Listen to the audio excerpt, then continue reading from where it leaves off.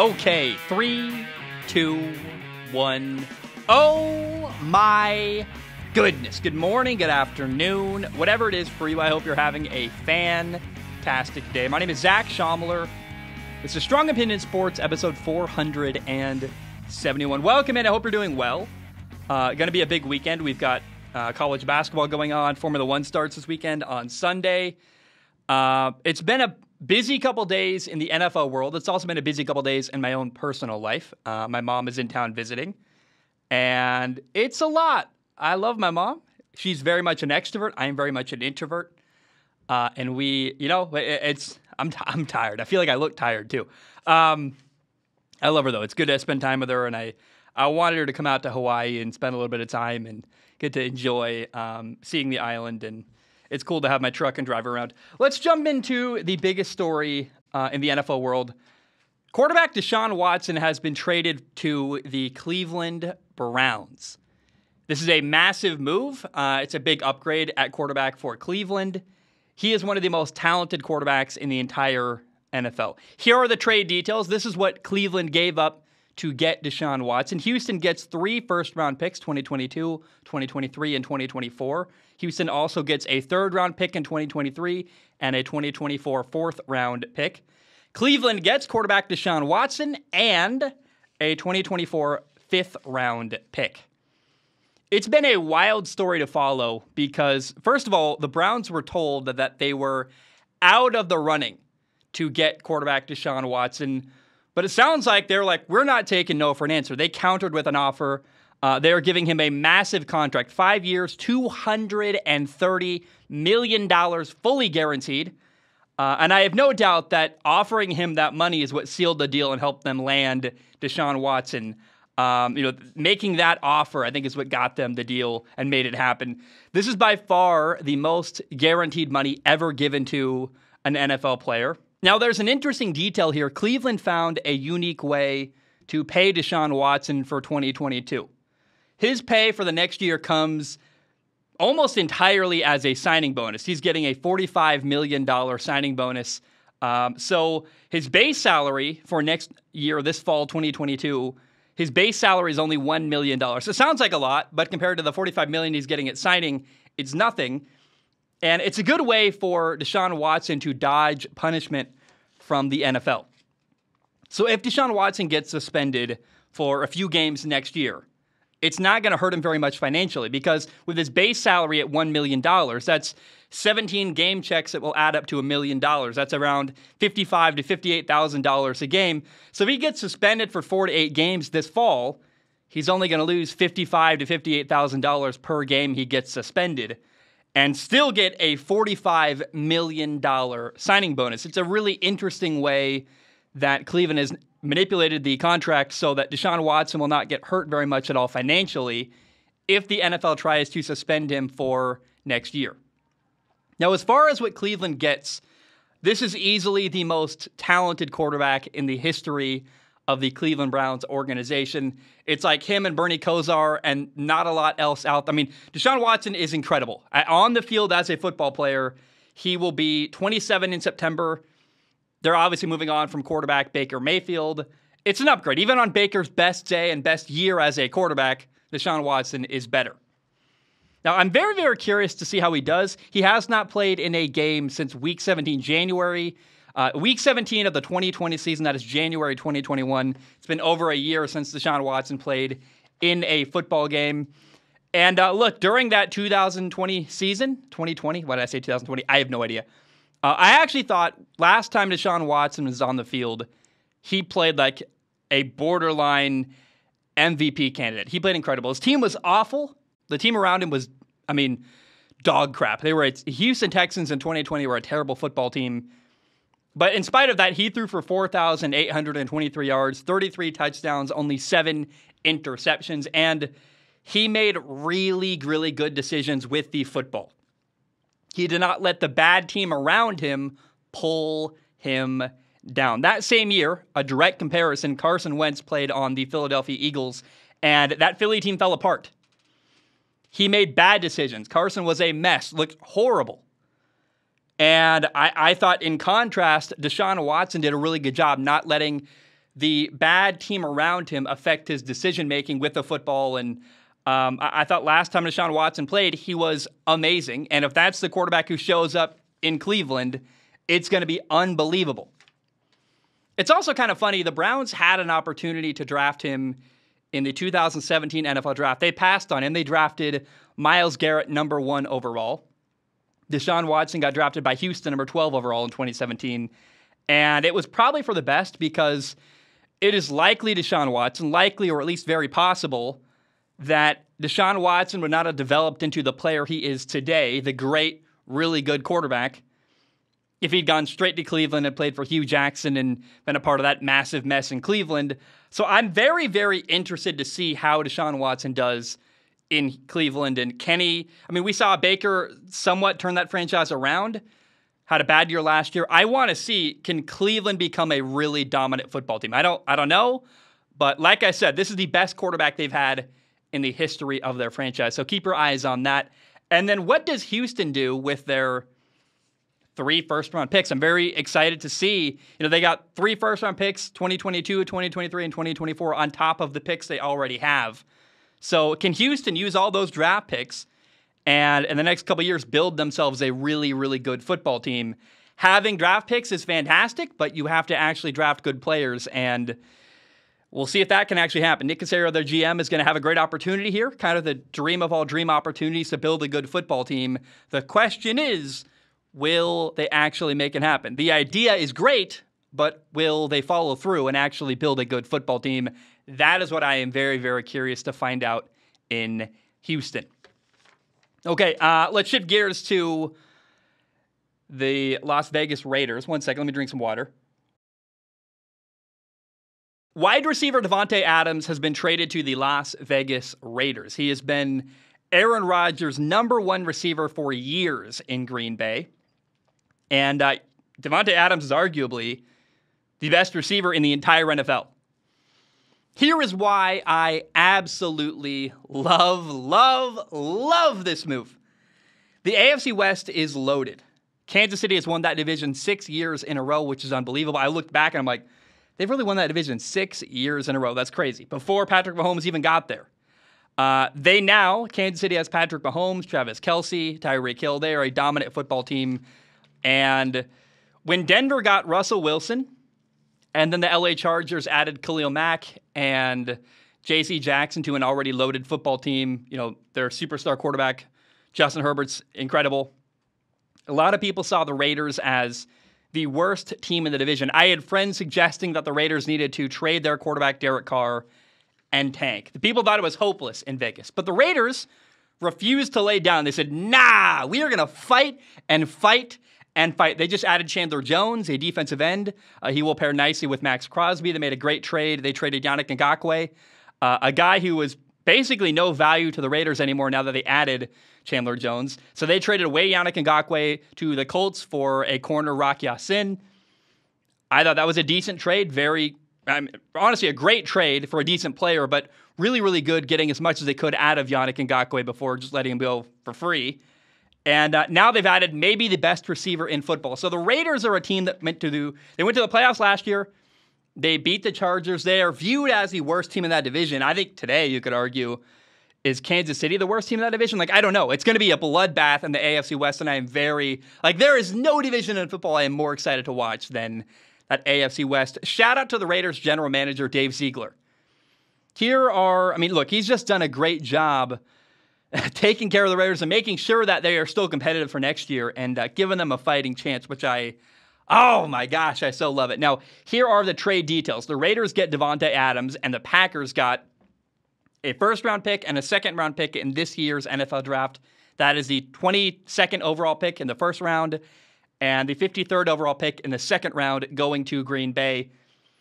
It's huge, man. I cannot wait to see Derek Carr play once again with Davante Adams. They were college teammates at Fresno State, and they dominated. They lit it up. Davante Adams is 29 years old. He's been in the NFL for 8 years.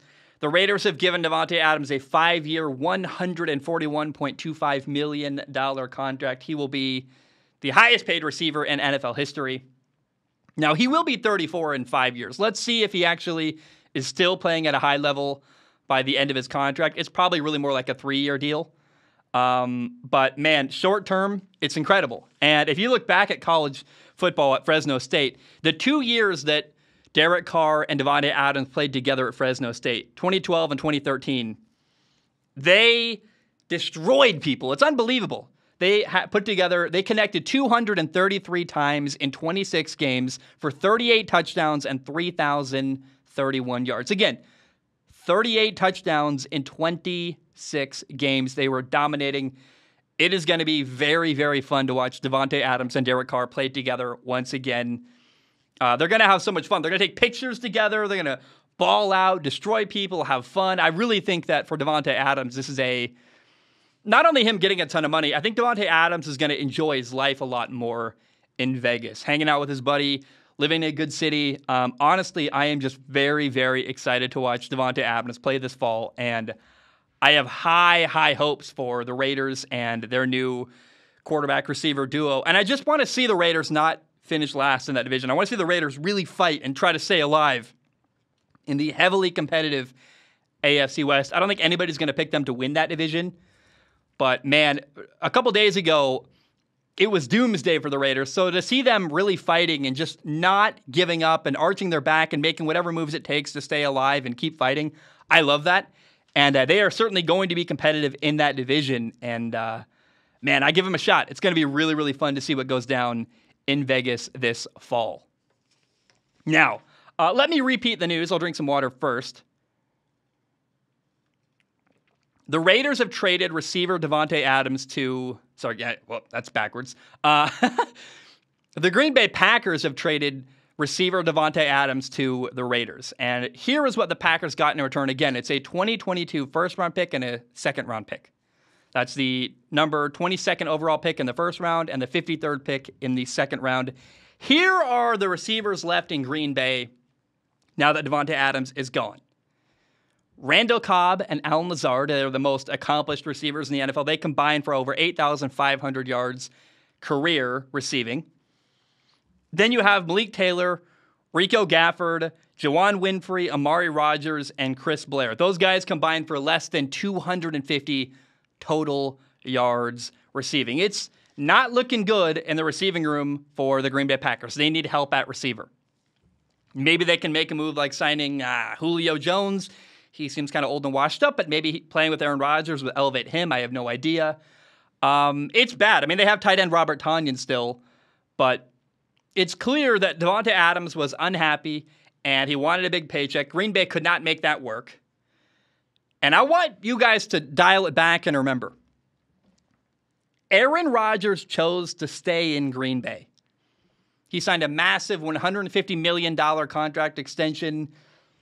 And I ask you this, what is Aaron Rodgers' legacy? He got paid a ton of money. Aaron Rodgers took the money. He chose money over winning. I do not understand Aaron Rodgers' values very much. He keeps taking massive contracts multiple times throughout his career. He's been the highest paid quarterback in the NFL for a brief period. And so far, his career earnings are already over $250 million. So I'm not joking when I ask this. I'm dead serious. How is an extra $150 million going to benefit his life? He's set for life. Is he going to buy another boat? I don't really understand here what the thought process is. Dude, when you retire, you never need to work ever again. How much does winning matter to you? Like, not very much, apparently. It's weird to me. I would think that once you've made your money, you're at the end of your career, the goal would become winning another Super Bowl before you're done. I repeat, he's already set for life. And Aaron Rodgers' value system doesn't line up very well with my own. Because, not that how dare I talk about a guy turning down, like maybe suggesting a guy should turn down $150 million. Like, I understand the hilarity in that, but hear me out. Tom Brady's legacy is that he's won 8 Super Bowls in the NFL. He always took less money so he could win and have better players around him. You can say, well, he had a rich wife. Sure. But his career earnings still add up to over $307 million. Like, Tom Brady's made enough money. Even without Giselle as his wife, he'd be very much fine. Not to mention all the, who knows how much money he makes off the field with endorsements and Aston Martin and, Hertz and Bitcoin and all that stuff. The difference in lifestyle between making, 20, 25 million a year and 45, 50 million a year, when it's all said and done, isn't that different. Yeah, it's a bigger number. It sounds good on paper, but it's ego. The difference in your life isn't actually that much. But what it does do is give your team way more money to work with and get you better teammates to play with. You win more games. You gave your team freedom to pay your teammates. Look at all of the receivers Tom Brady's playing with right now. In fact, Tampa just gave Chris Godwin a really big contract. They paid him. Chris Godwin, Mike Evans, Tom Brady's in a way better situation today than Aaron Rodgers is. And there's a song by the band Bleachers. The MTV acoustic live version is better. It's called Don't Take the Money. Look it up. It's not really about the situation, but that title, Don't Take the Money, is something Aaron Rodgers should have listened to. Aaron takes so much money that Green Bay cannot get him very much help. They can only afford to pay young players on rookie contracts. Aaron's legacy will be that he won one Super Bowl a long time ago in 2010. Since then, he's won a ton of MVPs, had really good regular seasons, dominated his division, all good stuff. But he's made a ton of money and will never win another Super Bowl. And that's the legacy. Aaron has made a ton of money and crippled his football team. And he had a shot. This offseason was the opportunity for Aaron Rodgers to do a different thing with his career. Take a different turn. Go to Denver. Go dominate. Go win a Super Bowl. And I think it's a bit gutless he didn't take it. He said, I'll just take $150 million. More money. Great, Aaron. I hope you're really, really happy. But I have no sympathy. Enjoy the millions. I hope you've enjoyed watching the Super Bowl from home every year because it's going to keep happening. And the legacy of Aaron Rodgers has become what a great player who chose money over winning. And it's hard to fault the guy. Look, he's going to end up with his career, $250 now, another $400 million of career earnings. That's incredible. Good for him. I'm very happy for him. But $400 million or $250 million, how big is that difference? Couldn't you take a little less money so your team could pay the people around you? And I just think winning is a much more enjoyable lifestyle. I'll take a little less money to win a lot more and be much happier, enjoy my job way more. You reach a point where extra money is just extra. It doesn't really add much to your lifestyle. And I will always have a hard time understanding the thought process and the clear value set of Aaron Rodgers, which very much does not align with mine. I want my life to be enjoyable. I want to live somewhere cool. I'll take less money if it means more happiness. And Aaron, I guess, doesn't agree with that, which is just very weird to me. I hope he's happy. I don't know. I don't know. I would think that if I was Aaron at this point, I would prioritize, hey, I'll take less money if we can pay Davante Adams. Can we keep Devonte happy? I want to keep throwing the football to him. I want to keep working with these people. And instead, he's going to have to work with a lot of young players and rookie receivers, and I don't think he's going to enjoy that very much. So I go back to, I don't understand Aaron Rodgers' value set very much. It's very different than my own, and I wish him the best of luck. I hope he's happy. But at a certain point, extra money is just extra, and I just don't understand it. All right, let's shift gears to this. This topic will be quickly outdated, but let's do it anyway. The Browns just traded for quarterback Deshaun Watson. It's been reported that Browns quarterback Baker Mayfield, their current or maybe former quarterback, has requested a trade to the Indianapolis Colts. Oh boy, the pressure is on Indy now. They must make this happen. The Colts need to make this trade happen. They need Baker Mayfield. He is the best option out there for them at quarterback. And, look, Baker's 26. He's a former number 1 overall pick. I think he'd be very intriguing working with their head coach in Indy, Frank Reich. And he's by far the best option available out there at the quarterback position. he actually has promise. Baker could become the franchise quarterback in Indy. The draft isn't very good. Jimmy Garoppolo is very limited. He's already reached his ceiling. Like, try to convince me Jimmy Garoppolo is better than Baker Mayfield long term. Who has more potential to be your quarterback 5 years from now? Baker Mayfield. There's actually a shot Baker could be fantastic in Indy. Matt Ryan's old. Jimmy G's limited. The draft isn't great. And Baker, in my opinion, has not reached his full potential yet. And if I'm the Colts, man, I would be desperate to get Baker and not allow Seattle or whoever else is out there that might make a trade for Baker Mayfield. They're like, man, we cannot let anyone else get this guy. We got to lock him down. He's coming off a rough year. Sure, he was hurt last year a ton. And I thought, even in spite of the injuries, he didn't play that great. Like, that's sure. I mean, Baker had a bad year. Absolutely. But there's still a lot to be excited about with Baker Mayfield, and there's a future there and a lot of potential for that future. By far, Baker Mayfield is the best option for the Colts at quarterback, and they need to make this trade happen. Keep your eyes peeled. I would not be shocked if literally like a couple hours after this episode came out, bam, we find out Baker Mayfield traded to blah, blah, blah. I think the trade's imminent, but it better be to the Colts. If the Colts do not make it happen and can't get Baker Mayfield, I have no idea what they could possibly be doing. I can't fathom what their plan is if it's not Baker Mayfield. And if they miss out on Baker, oh boy, they're in big, big trouble in Indy. Okay, let's shift gears. A couple more topics today. Let's talk about the Buffalo Bills now. The Buffalo Bills have signed veteran pass rusher Von Miller to a massive 6-year, $120 million contract. Von Miller is 32 years old. He's going to be 33, I believe, March 26th in just a couple days.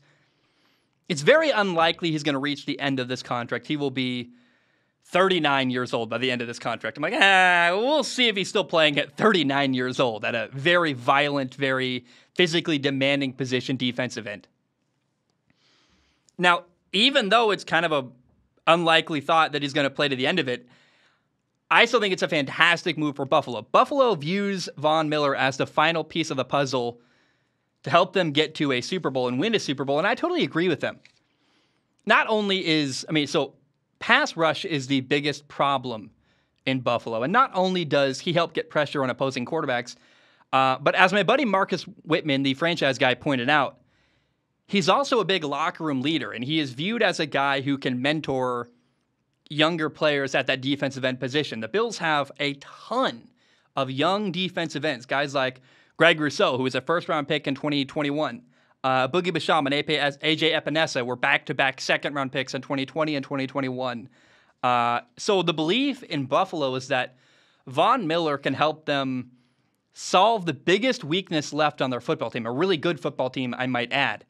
They got to get after the quarterback, and Von Miller can do that himself by playing well and getting sacks himself, but also the way Von Miller can influence the other people at that position on the Bills roster is viewed as, man, this guy is a leader who can teach our young guys, and him off the edge is going to make it easier for Boogie Basham and Greg Rousseau, and I am very excited to see how this works out. The Bills are a team that is so close to a Super Bowl, and a move like this, I think, does, in fact, put them that small amount closer to winning a Super Bowl and getting their ultimate goal. So I'm excited for Buffalo. They also signed tight end O.J. Howard. They gave O.J. Howard a 1-year deal worth around $3 million.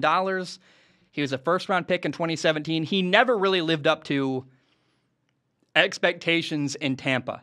And I'm excited to see if he can maximize his potential by playing with Josh Allen in Buffalo, having a great quarterback, an elite quarterback at that position. He was overshadowed. I was excited to see him in Tampa with Tom Brady. Then they added Gronk, and O.J. Howard never really did much. So can O.J. Howard live up to his potential in Buffalo? I would love to see that. Him, Dalton Knox. I go back to, man, the Bills are right near the top of the AFC. They're very close to a Super Bowl. And we could see Von Miller play his former team, the Denver Broncos, in a potential AFC title game, which would be really, really fun. Now, you have to acknowledge this. Buffalo is so far ahead of the New England Patriots right now. And I've got a ton of respect for Bill Belichick, the head coach of the Patriots. He's won 7 Super Bowls in New England. He appears to be losing his touch a little bit. And as the game has been changing, as young coaches are coming into the league, and coaches like Sean McVay, Mike McDaniel, Brandon Staley, Zach Taylor, Shanahan, like these new era of coaches in the NFL are very, very pro player. And Bill Belichick is historically not so pro player. He's falling behind a little bit. He's trying. You see him making small adjustments, but he became the Patriots head coach like over 20 years ago. Things are a bit different now than they were back then. And as a coach and also as a GM, as a general manager, he's getting his butt kicked. Again, Marcus pointed out to me the other day that general managers have been getting really, really creative with the salary cap and finding ways to manipulate money and have void years and do all kinds of stuff to get their team as much value as possible while staying under the salary cap. And Bill Belichick hasn't changed his approach at all as a general manager. And I think Buffalo's about to likely dominate New England, which is disappointing and not great. And Bill and the Patriots are slowly slipping farther and farther behind teams like Buffalo, teams like Kansas City, teams like the LA Chargers. And I respect Bill, but it's sad to see a team like the Patriots, I think, on their way to get their butt kicked by the Bills. And I'm sure Buffalo Bills fans hear that and they're like, hallelujah, we are so excited to beat the living daylights out of Bill Belichick and the New England Patriots. And I think it's what we're headed for this year in that division, the AFC East. Okay, the Rams have signed receiver Allen Robinson to a 3-year, $46.5 million deal. That is $30.7 million fully guaranteed for him. I'm happy for the guy. Allen Robinson gets to live in L.A. He's making good money. He's got a great quarterback, Matthew Stafford. Thank goodness, finally, for the first time in a long time for him. And the Rams receiver room currently today is Cooper Kupp, Allen Robinson, and Robert Woods, to name their top couple of guys. I'm curious what Odell Beckham Jr. does. I don't see him staying, but it would be interesting if they could keep him in L.A. So just keep your eye on that. I don't know what their defensive plan is. I feel like the Rams are going to be a team that just, their offense is their defense. They're going to have to score like 50 points a game in order to beat other people. But they've been losing people left and right on the defensive side of the football. But regardless, it's an interesting move. I'm happy for Allen Robinson. And by the way, Allen Robinson is 28 years old. He'll be 29 in August. And I'm excited to watch him in Sean McVay's offense playing with Matthew Stafford. Kansas City has signed wide receiver Juju Smith-Schuster, really more of a slot receiver, to a 1-year, $10.75 million deal. I'm excited for Juju to show me and the rest of the world what he can do when he's got a quarterback like Patrick Mahomes playing alongside, by the way, Tyreek Hill and Travis Kelce, who I would believe are going to open up more opportunities for him. And I'm really excited to see how Andy Reid can use Juju in their offense. Now, Juju's 25 years old. There's a lot of promise ahead for him. He's a young player with a lot of potential. And I think that, look, he's on a 1-year prove-it deal. But, man, I'm hopeful that he can be a huge addition in Kansas City. And it could be kind of a sleeper move that people aren't paying a lot of attention to. Hey, Juju, finally with a great quarterback and a different offense, could be a home run. Now, the Tennessee Titans have cut receiver Julio Jones. Last offseason, they traded a second-round pick to get Julio. And in his one and only season in Tennessee, he played 10 games. He caught only 31 passes for 434 yards, 1 touchdown. He was a big disappointment. He got added. There was a lot of expectations there, and then nothing really happened. And cutting him will save Tennessee $9.5 million on June 2nd. He's a post-June 1st designation with that release. Look, you can't pay a guy over $20 million a year and have really low production. Julio Jones is 33 years old. Clearly, I think his best days are behind him. It's unfortunate because I really love Julio. I've respected him for so long. He worked so hard, and I thought for a brief stretch was the best receiver in the entire NFL. And I'm very curious where he's going to play next, because I would imagine he's going to go to a Super Bowl contender, a team like Kansas City or Buffalo or something like that. I think one dark horse option for Julio would be Green Bay. I'd love to see the Packers, who have a very strong need at receiver, what could the Green Bay Packers do with Julio Jones? Give him a smaller contract. Him playing with Aaron Rodgers would be really, really interesting. Keep your eye on that. But Julio Jones has fallen a long way from grace, and I'm sad to see a guy who I have admired for so long really not play very well last year and kind of be a big disappointment. Now, the final topic of the day, in March Madness, round 1 of the NCAA basketball tournament, St. Peter's, a team I have never even heard of, beat Kentucky 85-79. Kentucky was the number 2 team in their bracket. St. Peter's was number 15 if you do the math. 16 plays 1, 15 plays 2. St. Peter's is a tiny college with enrollment just over 3,000 students and 0 5-star recruits. So Kentucky basketball, a massive juggernaut with a huge basketball budget, a big enrollment, and a very passionate fan base behind them. For Kentucky basketball to lose to St. Peter's is it's unbelievable. It's a shocking upset in college basketball. By the way, I believe I was born in St. Peter's Hospital in Olympia, Washington, which I would imagine has no affiliation to the school, but kind of a weird, interesting side note. By the way, on Sunday, there's a really good game. If you want to watch a great college basketball game, round 2 of the NCAA tournament, March. Michigan State and their head coach, Tom Izzo, are going to play against Duke and Coach K. I highly recommend watching that. On Sunday, you got Formula One. You got that game. Going to be a really fun, interesting weekend. And I will not do another episode of the show until Sunday night, Monday morning, because my mom's in town. I'm going to hang out with her. Guys, that's all I have. I love you. I appreciate you. I hope you have a fantastic day. And ba-dum-bum, bam, we are done.